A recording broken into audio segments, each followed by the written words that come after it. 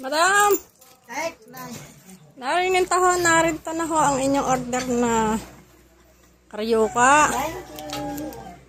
Nakawasis ko nga lang Muntik pa hong naaga ng pusa. maghapon na ako.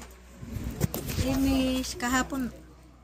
Thank you naman sa karyoka ng aking long time Facebook. Yan ho, ikon naaga pa ng pusa. Wow! Wala naman nariloto sa iba. Long time no see. Watang loob ay... Pihadong kibabait na sa akin. At yan Wala naman na rin niluraan pa. may gayo man pinaghalo-halong kuwan.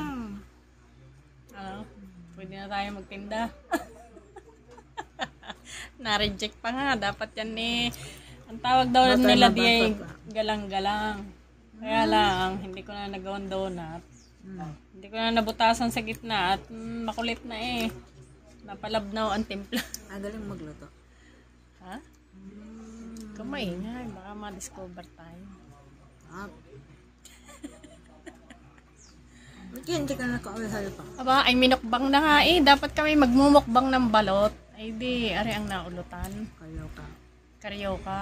Ang bala ko sa tawag sa Laguna ay galang-galang. Akala ko sa, Dini sa Batangas ay pilipit. Ano pag ang karyoka? akala ko sa messenger na lang ipadadala yung karyoka.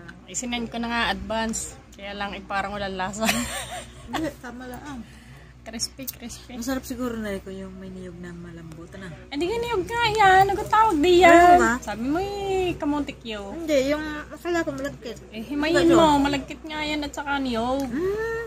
Kaya pala masarap. Pag ako May langib pa. Oo lang.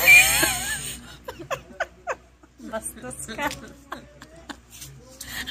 Dumali na naman. Mag-i-edit ka. Wala nang edit. Ito man pagpasok ko diretso. Agad sa lubong mo sa akin. Sa halip na ako inamis. Yan sa lubong sa akin tek na yan. Aba? Ano gayo? Nakakapaiyak yung gano'n sa tagal ng hindi ko napasyalan. Sabi mo i-baby kang balot. Paano kang uuwi ko kinasama?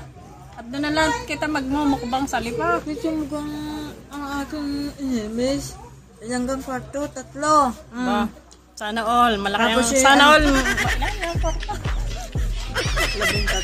Ang dami. Hindi ba sinali ang aking isang kwarto? Puro pa ilalim. Ano pa ilalim? Yung cemetery? Parang iba yata yung kwarto ni Tapos Ari pagka nakasama ko lagi ang aking matay luha. yung aking